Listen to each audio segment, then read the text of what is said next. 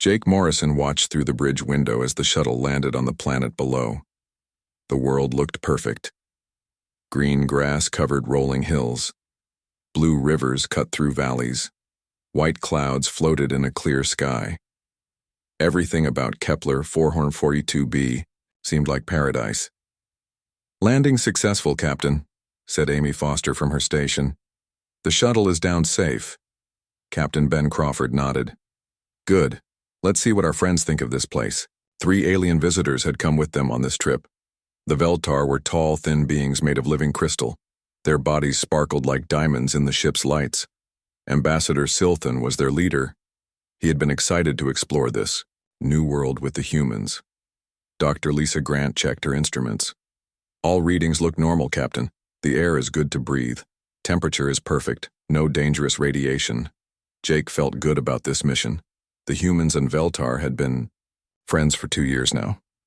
They had explored 6 worlds together. Each time, both species could live and work side by side. This should be no different.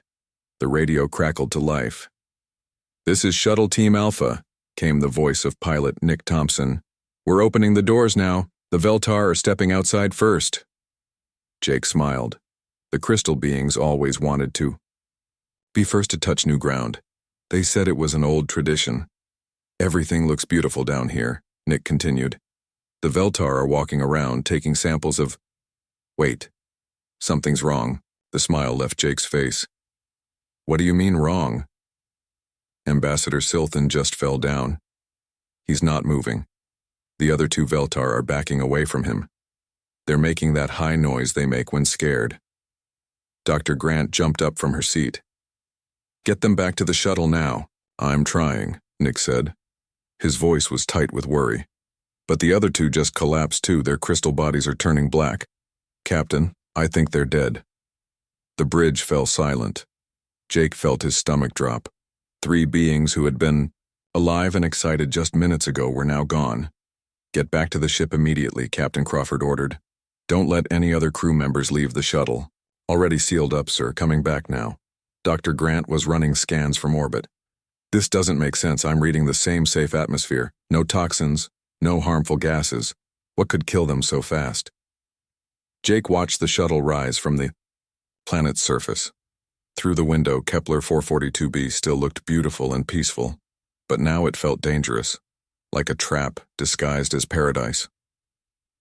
20 minutes later, the shuttle was back in the ship's bay. Nick Thompson walked onto the bridge, his face pale. "I've never seen anything like it, Captain. They just died. The moment they touched the ground, they started getting sick. Their crystal bodies went from clear to cloudy to black in less than 5 minutes." Dr. Grant had put on her lab coat. "I need to examine the bodies. Maybe I can find out what happened." "Be careful," Crawford warned. "Whatever killed them might still be on their bodies." Jake followed the doctor to the medical bay. The 3 Veltar lay on examination tables. Their once beautiful crystal forms were now dark and cracked. It was sad to see them like this. "Run every test we have," Jake suggested. "Check for poison, disease, radiation, everything." For the next 6 hours, Dr. Grant worked. Jake brought her coffee and food, but she barely stopped to eat. Finally, she sat back in her chair, confused and tired. "I found nothing," she said. "No poison in their bodies. No signs of disease. No radiation damage. It's like their bodies just stopped working." Captain Crawford joined them in the medical bay. "The Veltar ship is asking what happened. I told them we're investigating. They want us to leave immediately." "Maybe we should," Amy Foster said, entering the room. "This planet killed 3 of our allies in minutes. It might be dangerous for us too." Jake looked at the dead Veltar, then at his friends. "But it's not dangerous for us. Nick was down there for almost an hour. He's fine. The whole shuttle crew is fine." Dr. Grant nodded slowly. "That's true. The planet seems perfectly safe for humans. Only the Veltar died."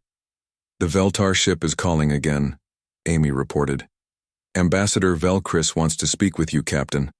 They went to the bridge. The main screen showed a Veltar female, her crystal body pulsing with nervous light. "Captain Crawford," she said in careful English, "we must leave this place immediately. It is a death world." A death world? Jake asked.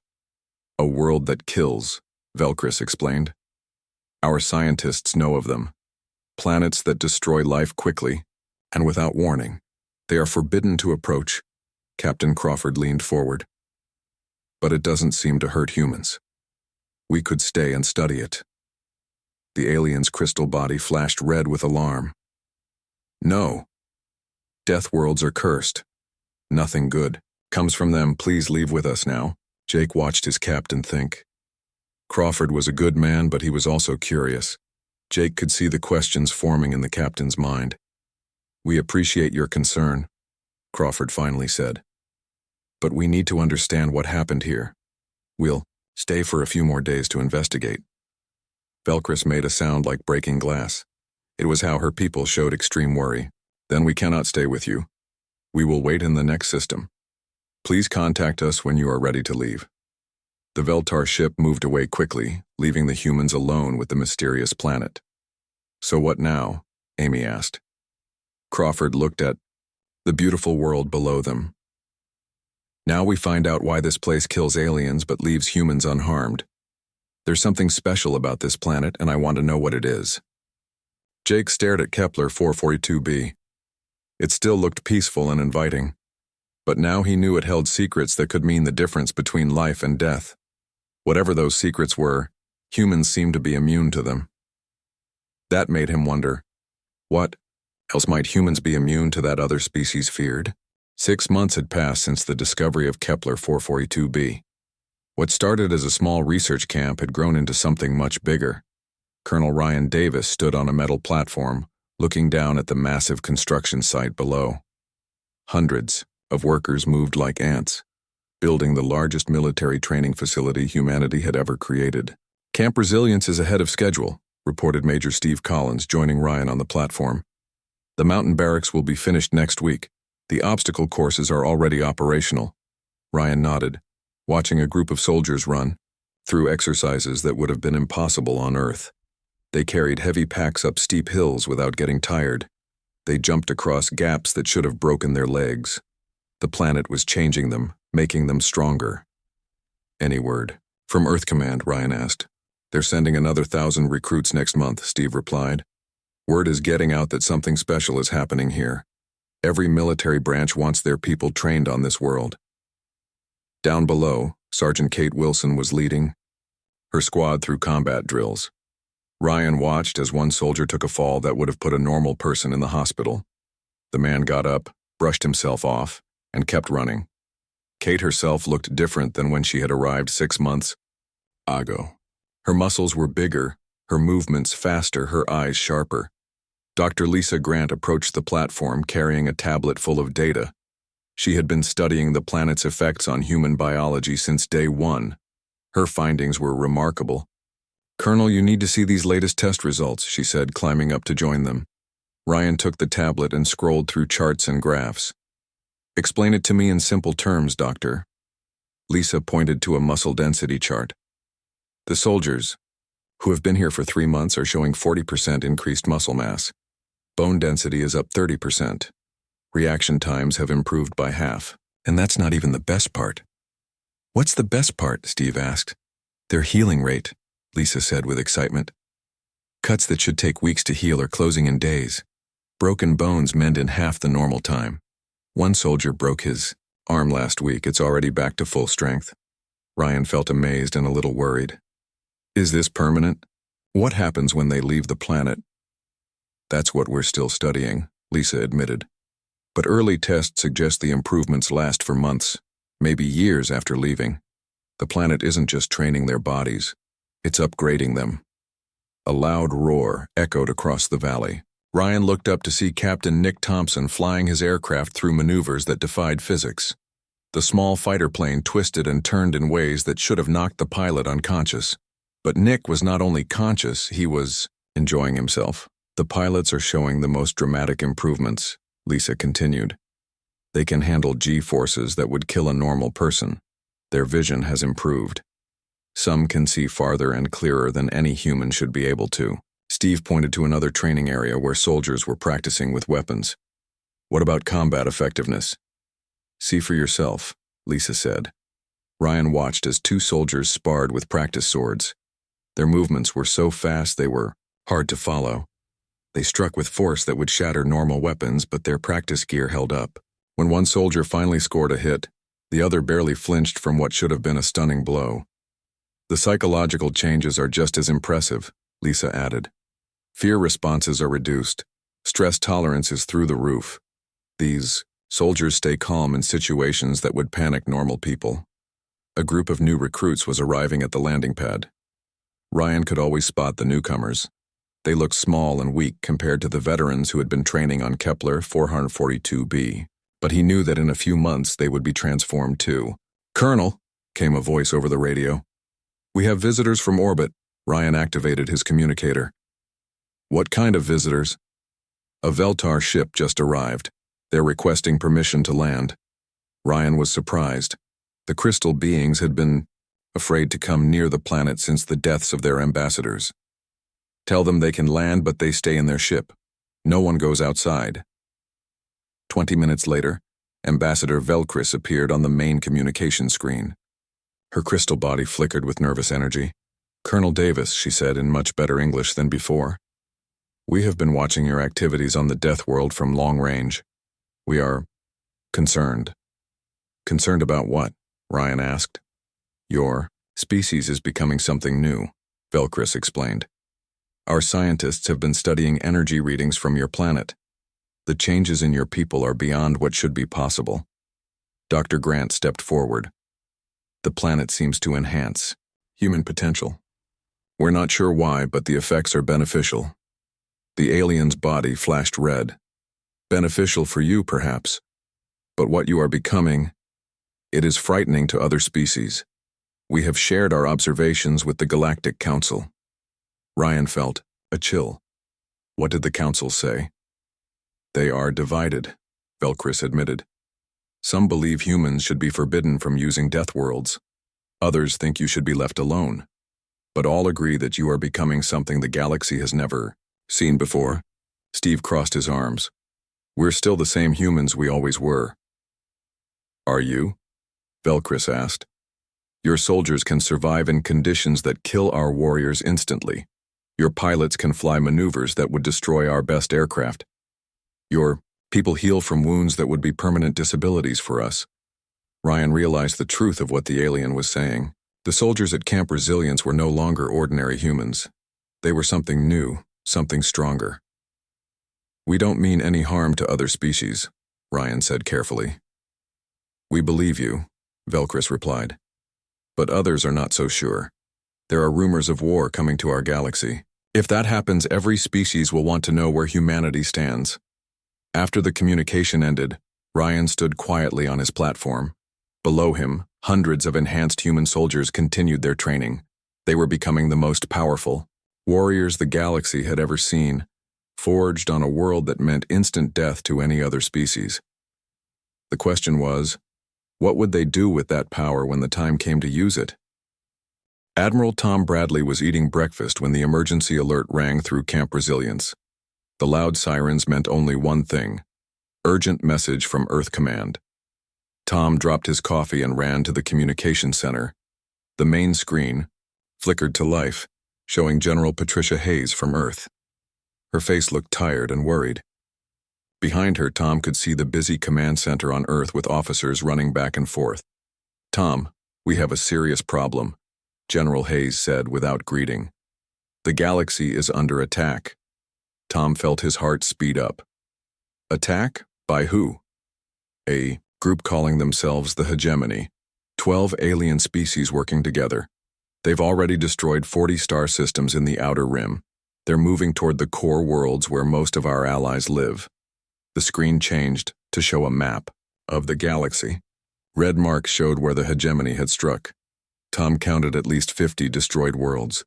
The red was spreading like a disease toward the center where Earth and friendly alien worlds were located. "How long do we have?" Tom asked. "Maybe 6 months before they reach the core systems," Hayes replied. "The Galactic Defense Coalition is trying to stop them, but they're losing every battle. The Hegemony has superior numbers and weapons." Captain Lisa Parker entered the communication room.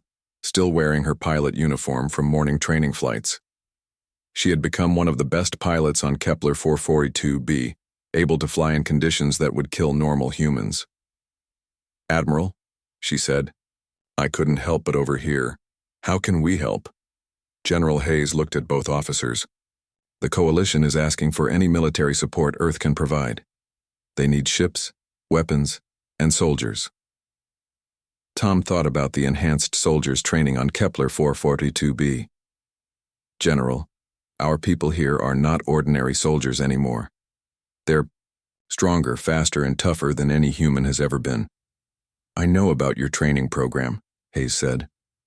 "That's exactly why I'm calling. The Coalition doesn't know what we've been doing on that planet. They think we're just another weak species that needs protection." Another voice joined the conversation. Ambassador Silthon appeared on a second screen. The Veltar leader looked different than before. His crystal body was dull with worry, and cracks showed his stress. "Admiral Bradley," Silthon said in perfect English. "I am speaking from the Coalition headquarters. The situation is worse than your general described." "How much worse?" Lisa asked. "The hegemony doesn't just conquer worlds," Silthon explained. "They destroy any species they consider impure or weak. They have killed billions of beings. Entire civilizations have been wiped out." Tom watched as the alien displayed images of destroyed worlds. Cities turned to ash. Oceans boiled away. Beautiful planets reduced to dead rocks floating in space. "What do they want?" Tom asked. "They believe the galaxy should belong only to the strongest species," Silthon replied. "They see peaceful cooperation as weakness. They want to create an empire where only warrior races are allowed to exist." General Hayes leaned forward on the screen. "Tom, I need you to prepare every trained soldier on that planet. We're sending them to help defend the sanctuary system. It's where millions of refugees from destroyed worlds are hiding." "How many soldiers can we send?" Lisa asked.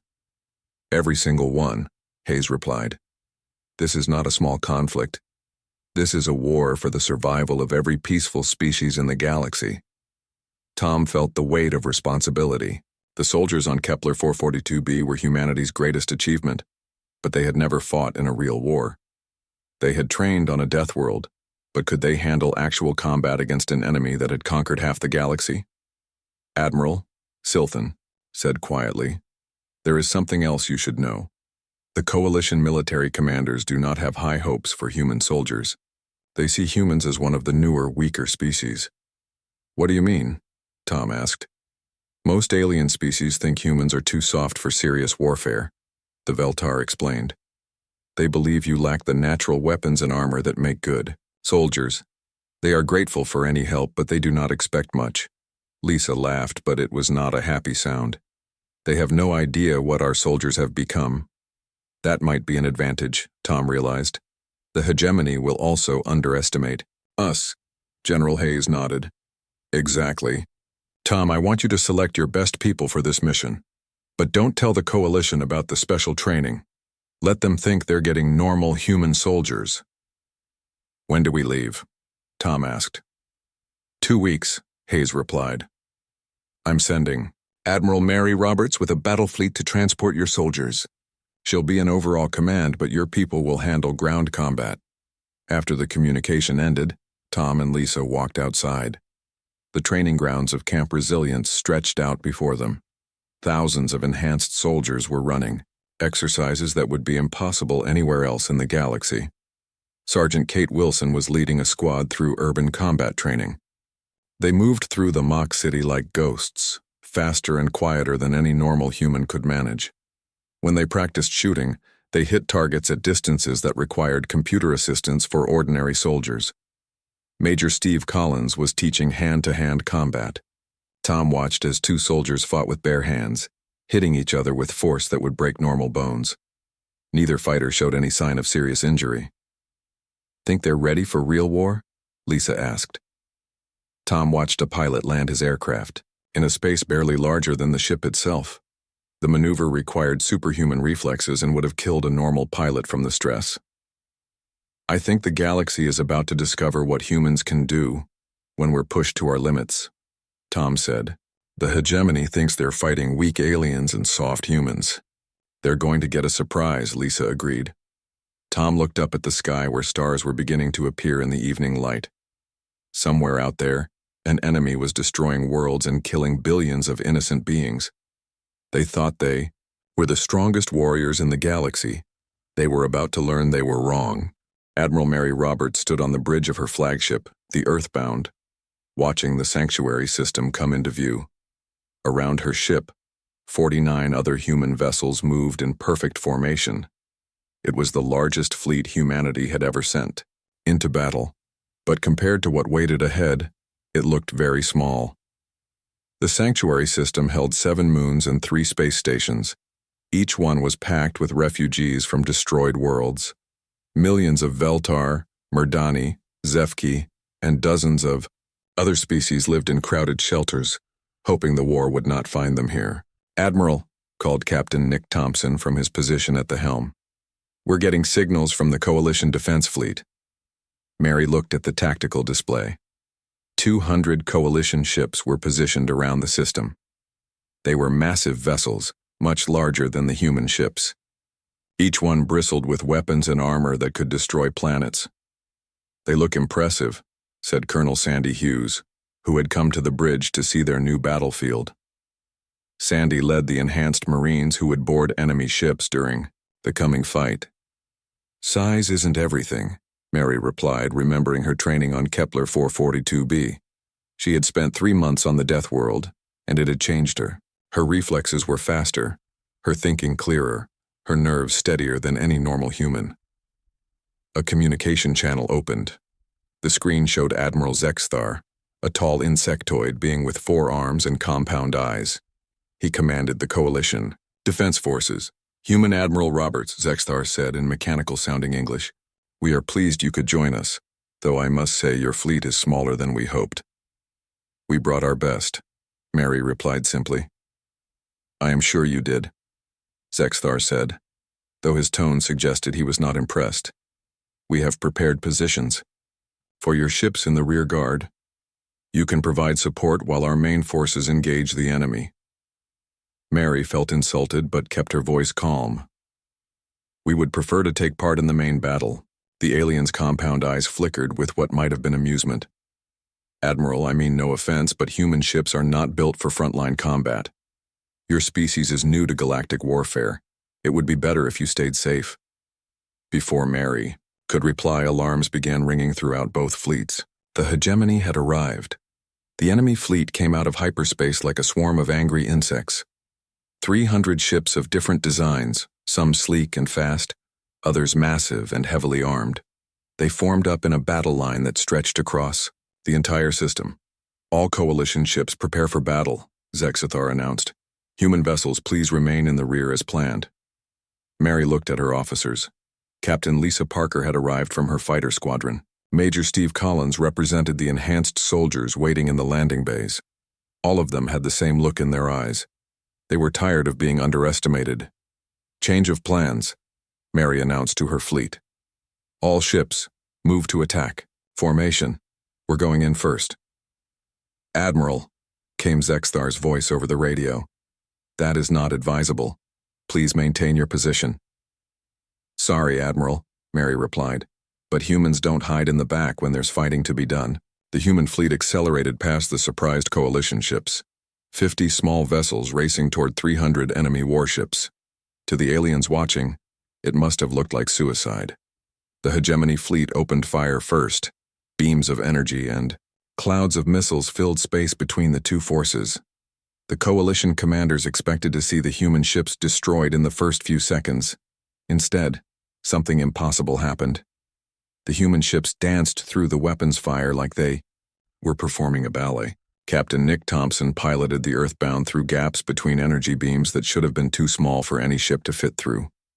Other human captains pulled maneuvers that would have crushed normal crews from the stress. "How are they doing that?"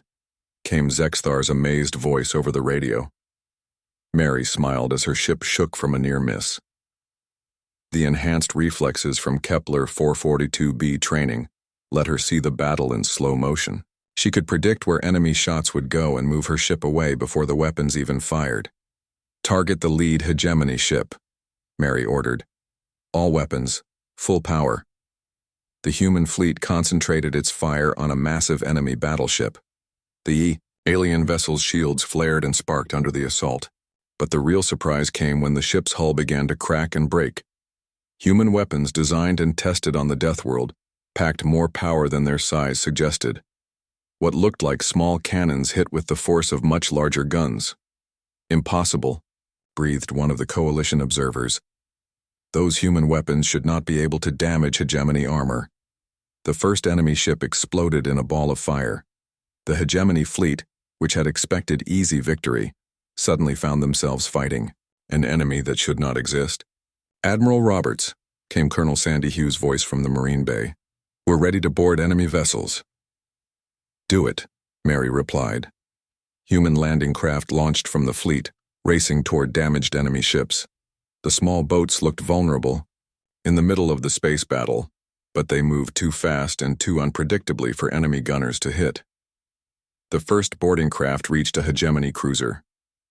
Enhanced human Marines cut through the enemy hull and poured inside. What happened next shocked everyone listening to the radio channels. "This is Sergeant Kate Wilson," came a calm voice over the communications. "Enemy ship secured, crew eliminated. Ship is ours." Less than 5 minutes had passed since the Marines had boarded. An entire enemy crew, dead or captured in minutes. "How many Marines did you lose?" asked a worried coalition officer. "None," Kate replied. "We had some minor injuries, but everyone is combat ready." More human boarding parties reached other ships. Each time the result was the same. Human Marines, enhanced by Death World training, fought through toxic atmospheres, crushing gravity and energy fields that would kill normal soldiers. The hegemony fleet, which had conquered 40 star systems, found themselves losing ship after ship to an enemy they had never heard of. Admiral Zexthar's voice came over the radio, filled with awe and fear. "What are you humans? How are you doing this?" Mary watched as another enemy ship surrendered rather than face human boarders. "We're just humans, Admiral. Humans who learn to fight on worlds that kill everyone else." The battle was turning. The unstoppable hegemony fleet was running away from 50 small human ships. The galaxy was about to learn a new truth. Never underestimate the species that calls Death Worlds home. 3 months after the Battle of Sanctuary System, General Chris Adams stood in the command center of Camp Resilience. The room buzzed with activity as officers planned the defense of 12 different star systems. What had started as one training camp was now the headquarters for all galactic military operations. The battle had changed everything. Word of humanity's victory had spread across the galaxy in days. The mighty hegemony fleet, which had seemed unstoppable, had been defeated by 50 small human ships. Not just defeated, completely destroyed or captured. "General," said Captain Lisa Parker, entering with a datapad full of reports. "We have requests from 47 different species asking for military protection. Everyone wants human soldiers defending their worlds." Chris nodded, but felt tired. Since the battle, every peaceful species in the galaxy had been sending messages to Earth. They all wanted the same thing: human warriors to protect them from the remaining hegemony forces. "What about recruitment?" Chris asked. "Every training facility on Kepler 442b is full," Lisa replied. "We have waiting lists of volunteers from a dozen friendly alien species. They all want to try the Death World training." Chris walked to the window overlooking the main training area. Below he could see something that would have been impossible a year ago. Human soldiers were training alongside alien volunteers. Most of the aliens could barely survive the planet's atmosphere, but a few had managed to complete modified training programs. Dr. Lisa Grant joined them at the window. She carried a thick folder of research data. "The alien volunteers are showing interesting results," she reported. "They can't match human performance, but they're still much stronger than normal members of their species." "How much stronger?" Chris asked. "A Veltar who completed our 6-month program can survive in conditions that would kill other Veltar instantly," Lisa explained. "A Murdani graduate can operate in dry environments for hours instead of minutes. They're becoming elite special forces for their own species. A communication alert sounded. The main screen showed President Laura Martinez calling from Earth. Behind her, Chris could see the busy halls of the Global Defense Council. "General Adams," the president said, "I hope you're ready for visitors. The entire Galactic Council is coming to Kepler 442b next week." Chris was surprised. "All of them? That's representatives from over 200 species. They want to see the Death World training for themselves," President Martinez explained. "They also want to discuss the new Galactic Defense Treaty." "What treaty?" Lisa asked. "The one that makes Earth the official military protector of all peaceful species," the president replied with a slight smile. "It seems that after the Battle of Sanctuary System, everyone agrees that humans should lead galactic defense forces." After the call ended, Chris thought about how much had changed. A year ago, humans were considered a weak new species that needed protection. Now they were being asked to protect everyone else. Admiral Tom Bradley arrived from the spaceport with news from the ongoing war. "The remaining hegemony forces have retreated to the outer rim," he reported. "They're not trying to attack core worlds anymore. Our reputation has them scared." "Good," Chris said. "But scared enemies can be dangerous. They might try something desperate." "Actually," Tom said with a grin, 3 hegemony species have sent peace envoys to Earth. They want to surrender and join the coalition rather than fight us." Chris was amazed. The warrior races that had been conquering the galaxy were giving up rather than face human soldiers. Colonel Sandy Hughes entered the command center, still wearing her combat gear from a training exercise. "General, we have a problem. A good problem, but still a problem." "What kind of problem?" Chris asked. "We've identified 17 more death worlds," Sandy explained. "Planets that kill most alien species but are perfect for human training. Earth Command wants to build military academies on all of them." Chris looked at the star map Sandy displayed. The 17 worlds were spread across human space. Each one a potential training ground for creating more enhanced soldiers. "The Galactic Council is nervous about this," Sandy continued. "Some species think humans are becoming too powerful.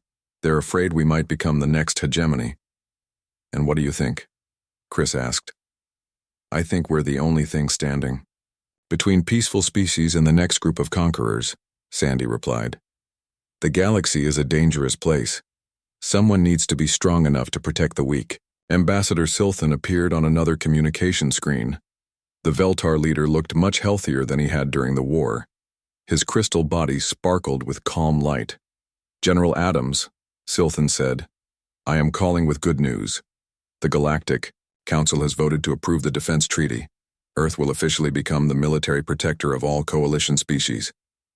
"What does that mean exactly?" Chris asked.